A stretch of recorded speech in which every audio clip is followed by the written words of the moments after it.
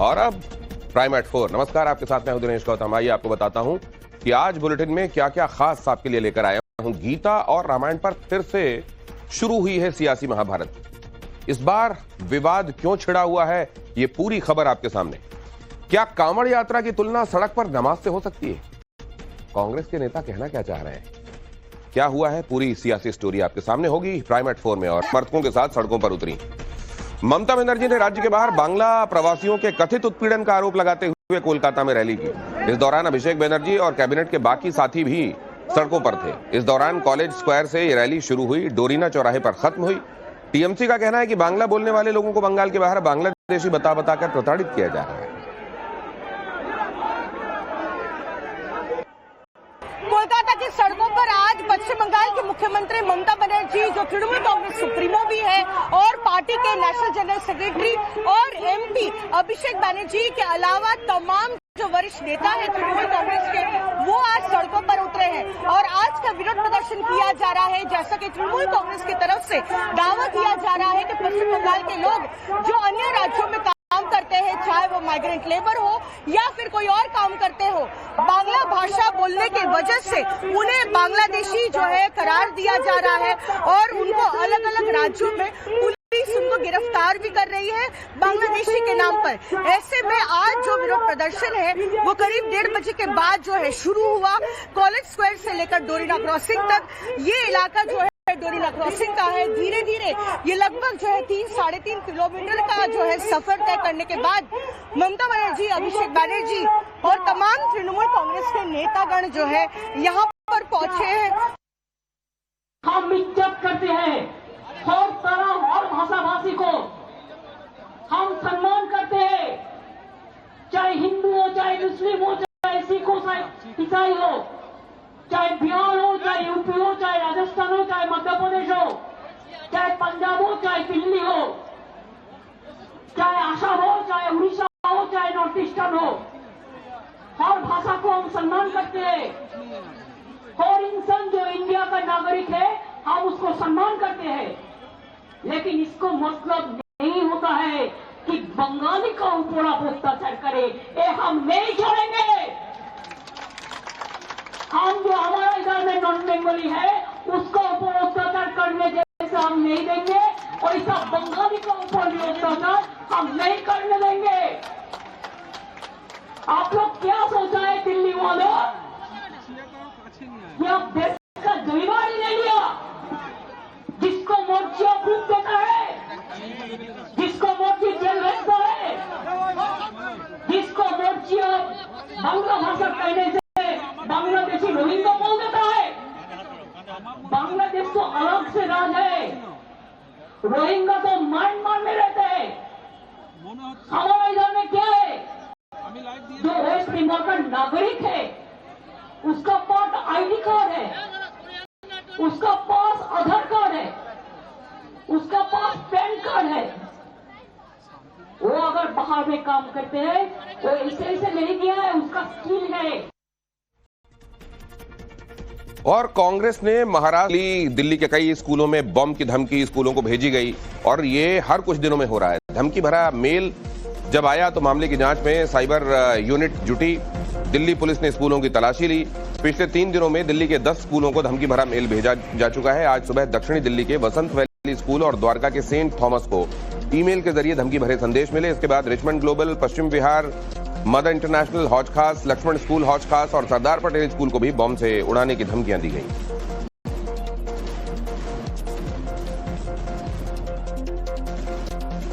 वहीं दिल्ली के पूर्व मुख्यमंत्री अरविंद केजरीवाल ने इस मामले में केंद्र सरकार पर निशाना साधा। अरविंद केजरीवाल ने कहा कि लगातार तीसरे दिन आज फिर से दिल्ली के स्कूलों को बम से उड़ाने की धमकी। दिल्ली के लोगों और उनके बच्चों की न तो गृहमंत्री अमित शाह जी को कोई चिंता है और न ही उनकी 4 इंजन वाली सरकार को। अरविंद केजरीवाल ने आरोप लगाया कि बीजेपी दिल्ली को जंगल राज बना देने पर तुली हुई है। और आगे आपको दिखाऊंगा कुदरत के सितम की तस्वीर, लेकिन पहले देख लीजिए दिल्ली में अवैध बांग्लादेशियों पर क्रैकडाउन से जुड़ी ये खबर। दिल्ली पुलिस ने अवैध रूप से रहने वाले 2 बांग्लादेशियों को गिरफ्तार किया है। ये गिरफ्तारी दिल्ली में द्वारका के बिंदापुर से की गई है। दिल्ली पुलिस ने राजधानी में अवैध रूप से रहने वाले विदेशी नागरिकों के खिलाफ स्पेशल ऑपरेशन शुरू कर रखा है। अब इन बांग्लादेशियों को वापस भेजने की तैयारी की जा रही है। नोएडा एक्सप्रेस पर मुठभेड़ के बाद पुलिस ने एक बदमाश को गिरफ्तार किया है। यह मुठभेड़ सेक्टर 39 के पास हुई। बाद में पुलिस ने आरोपी के 4 और साथियों को गिरफ्तार किया है। मुठभेड़ के दौरान गोली लगने से विकास नाम का बदमाश घायल भी हो गया। हाँ, बर्पा हो रहा है। महाराष्ट्र के सतारा में बाढ़ जैसे हालात हैं। कोयना बांध से 5000 क्यूसेक पानी छोड़ा गया है।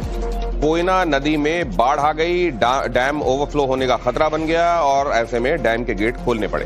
आसपास के गांव वालों को चेतावनी भी जारी की गई है। उधर महाराष्ट्र के पश्चिमी हिस्से में लगातार बारिश से कई नदियां इन दिनों उफान में चल रही हैं। पहाड़ों पर हो रही भारी बारिश की वजह से गंगा और यमुना उफान पर है। गंगा का पानी इस तेजी से बढ़ रहा है कि कुछ महीने पहले जहां कुंभ का मेला लगा था और लाखों लोग ठहरे हुए थे, वो पूरा इलाका पानी के भीतर है।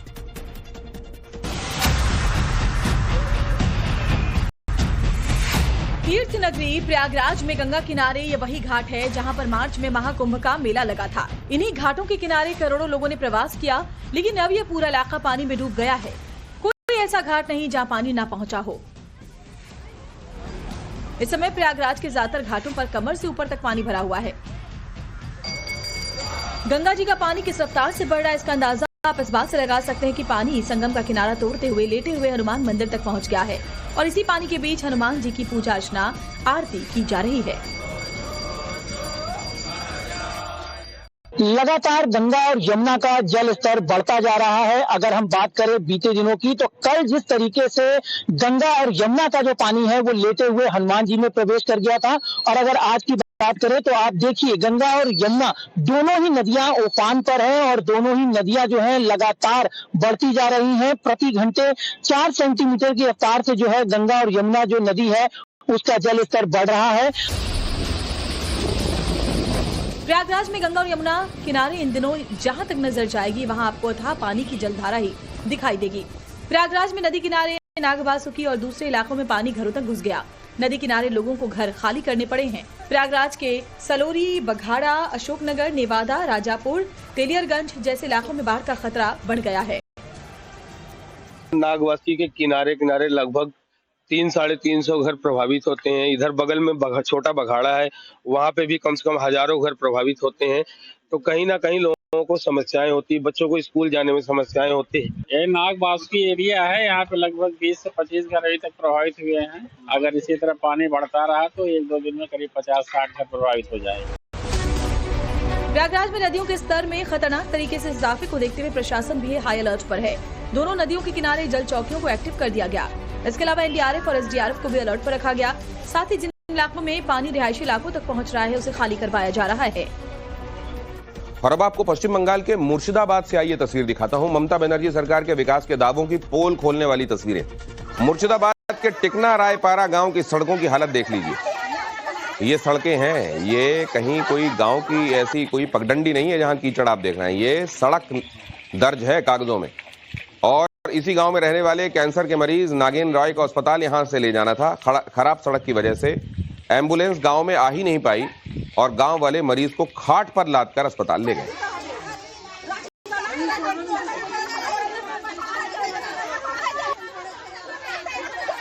ने महाराष्ट्र में मुस्लिमों को मराठी सिखाने की पहल की है, जिस पर नीतीश ने तंज कसा है।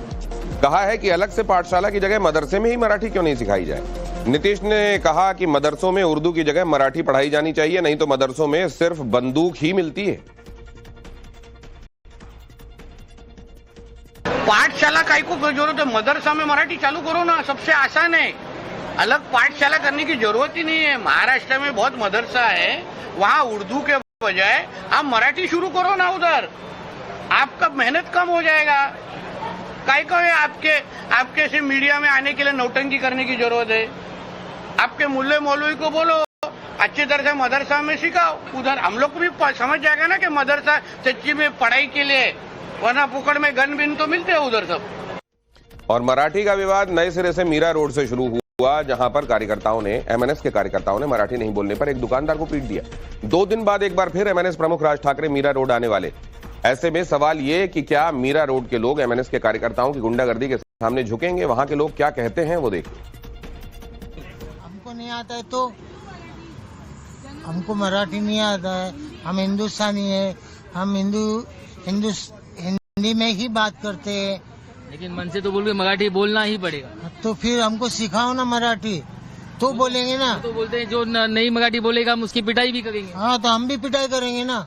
खाली फुकट कोई हाथ उठाएंगे मारेंगे पंच, फिर क्या है, चूड़ी थोड़ी पहने हम। अच्छा, पिटाई कर देंगे फिर क्या, गलत करेंगे तो हम भी गलत करेंगे। फिर ईंट का जवाब पत्थर से देंगे। मनसे वाले काफी यहाँ पे उत्पाद पे नहीं, हमको तो कहीं पे भी डर नहीं है। जब कर नहीं तो डर नहीं, सवाल ही नहीं। कोई गलत काम करता है तो फिर अगर मनसे वाले यहाँ इस इलाके में आ गए तो हाँ, तो कुछ भी नहीं कर सकते। हाँ, वो चैलेंज है हमारा। आप भी बताइए क्या बोलिए, क्या आ गए यहाँ पे आ गए तो कोई डर है? नहीं, क्या काय का डर? जैसे चाचा बताए थे, क्या अंजाम होगा? पत्थर से देंगे ईंट का जवाब। ये जो मीरागढ़ में पिटाई कर दी मनसे वालों ने, थाने में पिटाई चल गई, विभाग में हो गई है, वो तो बोल रहे मराठी बोलनी पड़ेगी। पता नहीं भाई, उसका तो नहीं मालूम। अब जो रहेगा वो कहाँ से बोलेगा अभी? यहाँ कोई मनसे का खौफ है? नहीं है, कुछ भी नहीं है। आती तो है नहीं, सिखा के चले जाओ और क्या है। पिटाई से थोड़ी कुछ होता है। जबरदस्ती की तो खोलो ना, इससे अच्छा। हाँ भाई, पढ़ो इसमें। अगर जोर जबरदस्ती की तो वो मेरे को नहीं मालूम भाई, आगे का मैं क्या बता सकता हूँ। जो कर गए मनसे और राज ठाकरे, उद्धव ठाकरे, नहीं, गलत है। मार के कोई भी संविदा नहीं होती है। प्यार मोहब्बत से बात करो। किसी को मराठी नहीं आती है, आप प्यार से बात करके उनसे पूछ सकते हो। बाकी मारना किसी को भी राइट नहीं है। तो अभी बोल रहे हैं कि सबको मराठी बोलनी ही पड़ेगी। नहीं, क्यों बोलनी पड़ेगी? जबरदस्ती थोड़ी है किसी की मराठी बोलने की। कि एक शख्स की मौत हो गई है। महाराष्ट्र में फिलहाल कोरोना के सिर्फ 41 पॉजिटिव मामले हैं। जनवरी से अब तक महाराष्ट्र में कोविड से 42 लोगों की मौत हो चुकी है। सावन माह की शिवरात्रि और कांवड़ियों की आवाजाही को देखते हुए मेरठ में सभी स्कूल और कॉलेज 23 जुलाई तक बंद रहेंगे। ये आदेश मेरठ के डीएम की तरफ से जारी किए गए हैं। इस दौरान लाखों कांवड़ यात्री मेरठ होते हुए गुजरते हैं, जिसकी वजह से यातायात की समस्या होती है और बच्चों की सुरक्षा को देखते हुए यह कदम उठाया गया है।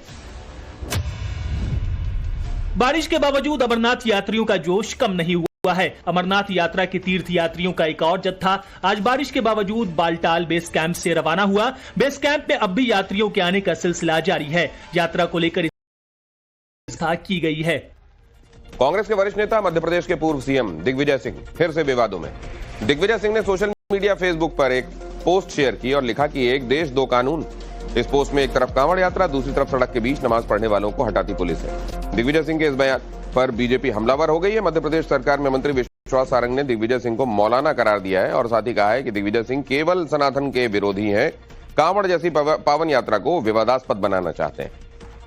मौलाना दिग्विजय सिंह केवल सनातन का विरोध करते हैं, कांवड़ यात्रा जैसी पावन पर्व को भी वो विवादास्पद करना चाहते हैं, पर उनसे और कुछ अपेक्षा नहीं है। जाकिर नायक के महिमा मंडन करने वाले, आतंकवादियों को संरक्षण देने की बात करने वाले, हर सेना के ऑपरेशन पर विवाद खड़ा करने वाले, पाकिस्तान परस्ती की बात करने वाले, तुष्टीकरण को आगे बढ़ाकर राजनीति करने वाले दिग्विजय सिंह से और कुछ अपेक्षा भी नहीं है। ऐसे सभी क्रिटिकल मौकों पर वो अपनी राय के जरिए कांग्रेस पार्टी को भी दुविधा में डालते हैं।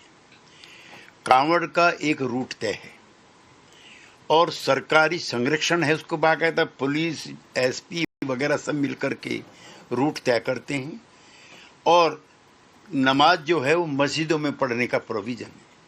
तो उन दोनों को एक साथ मिलाना, ये उनका कौन सा नजरिया है ये वही बेहतर जान सकते हैं, लेकिन इससे जरूर दोनों वर्गों में दूरी पैदा होती है, घृणा पैदा होती है, उत्तेजना पैदा होती है। और दूसरी तरफ दिग्विजय सिंह के इस बयान के बाद कांग्रेस भी उनके बयान को एक तरीके से उससे बचती हुई दिखाई दी और कहीं पर डिफेंड करती हुई दिखाई भी दी।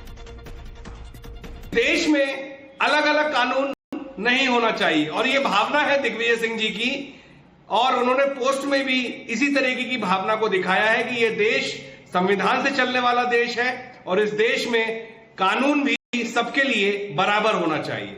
कई बार पारिवारिक कलह मारपीट में बदलती है, घर का मामला सड़कों पर आ जाता है। यूपी के कन्नौज ने के आदेश दिए। इस बीच जब तक यह सिलेबस तैयार नहीं होता सभी स्कूलों में सुबह प्रेयर के वक्त गीता पाठ कराने के आदेश दिए गए हैं। खुद राज्य के शिक्षा मंत्री ने इस बारे में आदेश जारी किए। उत्तराखंड में करीब 17,000 सरकारी स्कूलों के लिए निर्देश जारी किए गए हैं। सीएम पुष्कर धामी ने कहा कि नई शिक्षा नीति से संस्कृति को बढ़ावा मिलेगा, युवा पीढ़ी को धर्म कर्म की जानकारी होगी।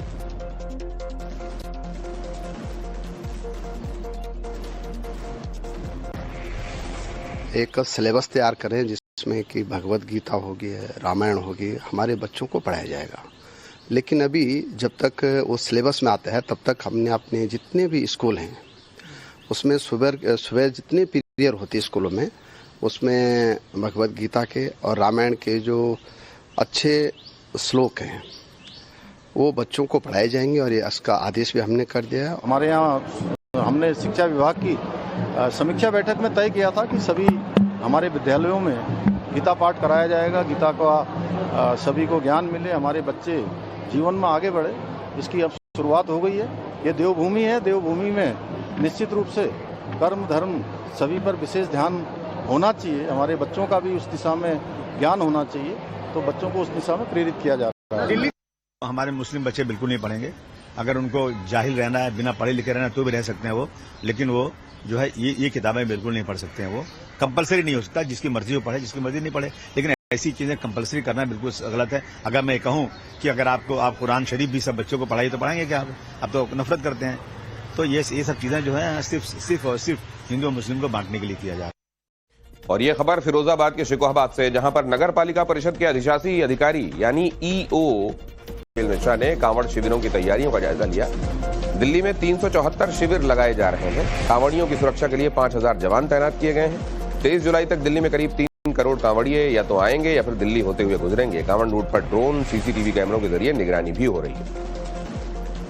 कांवड़ यात्रा की शुरुआत होने वाली है, ऐसे में किस तरह की तैयारी आप देख पा रहे हैं? इस बार कितना अलग होने वाला है दिल्ली सरकार? अगर सुरक्षा की दृष्टि से भी देखा जाए तो क्या क्या प्रिपरेशन है? सबसे ज्यादा अलग तो आप ये भव्य स्वागत द्वार देख सकते हैं। ऐसे स्वागत द्वार महाकुंभ में लगे थे, अब दिल्ली के द्वार पर लगे हैं, दिल्ली के बॉर्डर्स पर लगे हैं, 17 जगहों पर लगाए गए हैं।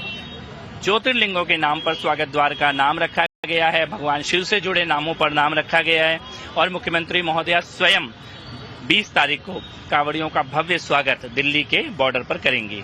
अगर बात करें सर, जिस तरह की बयानबाजी हो रही है, अभी कुछ दिन पहले कांच का जो विषय आया था, उसके बाद अब जो एक सांसद रहे कांग्रेस के नेता, उनकी तरफ से ये कहा जा रहा है कि भीड़ जो है वो बढ़ाई जा रही है। एक त्योहार होता है तो एफआईआर हो जाता है और यहाँ पर पूरा जाम किया जा रहा है नेशनल हाईवे पे। नहीं, देखिए ये भीड़ बढ़ेगी, आयोजन भी बढ़ेगा, इसकी भव्यता भी बढ़ेगी, सरकार और भी ज्यादा भव्य आयोजन करेगी।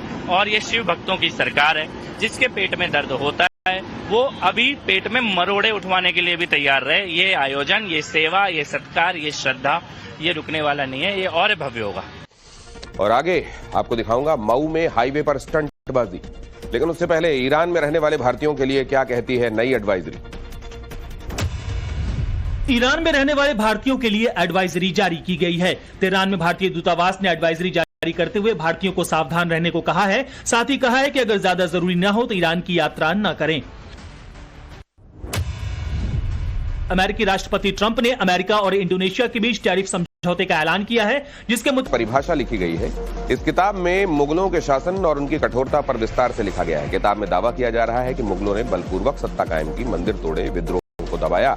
इसके अलावा जजिया जैसे कर हिंदुओं पर लगाए। भारत और विश्व नाम की ये किताब दिल्ली के स्कूल में पढ़ाई जा रही है, जिसमें बाबर, अकबर, औरंगजेब जैसे शासकों की धार्मिक कट्टरता को विस्तार से बताया गया है।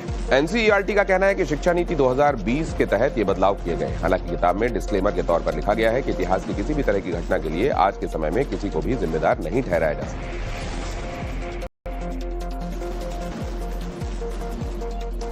जजिया सार्वजनिक अपमान का सोर्स भी बताया गया है। इसमें जजिया इस्लाम अपनाने के लिए एक तरीके से यह कहा जा रहा था कि लोगों को या तो इकोनॉमिकली इनकरेज किया जा रहा था पैसे देकर, या वो लोग जो नहीं अपना रहे थे इस्लाम धर्म उनके ऊपर टैक्स लगाया जा रहा था।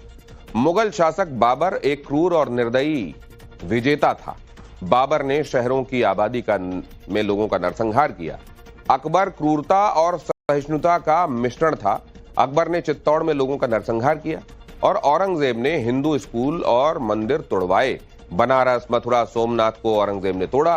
किताब में शिवाजी को महान रणनीतिकार बताया गया है। शिवाजी ने मुश्किलों में भी हिंदू धर्म नहीं छोड़ा, यह भी बताया गया है। और अगर आप देखें तो इसमें से कुछ भी ऐसा नहीं है जो इतिहास का सच नहीं है और किताब में शामिल किया गया है। टोटलिटी में देखा तो जितना ब्रुटलिटी जाति के नाम पर हुआ है उतना चंगेज खान ने भी नहीं किया होगा, हिटलर ने नहीं किया होगा, और मुगल क्या करेंगे, आज भी चल रहा है। तो ये लोग सह गए लोग। और दूसरी बात है, बौद्ध धर्म को किसने नष्ट किया भाई? बौद्धों को हत्या किसने किया? 84,000 जो बौद्ध विहार अशोक के समय थे किसने नष्ट किया? उस समय तो यहाँ पर मुगल तो थे नहीं, मुसलमान तो थे नहीं। और सिर कौन से काटे? बौद्धों का सर काटने वाला कौन था भाई? तो सवाल इस बात का है कि जो चीज़ आज कॉमनलाइज किया जा रहा है,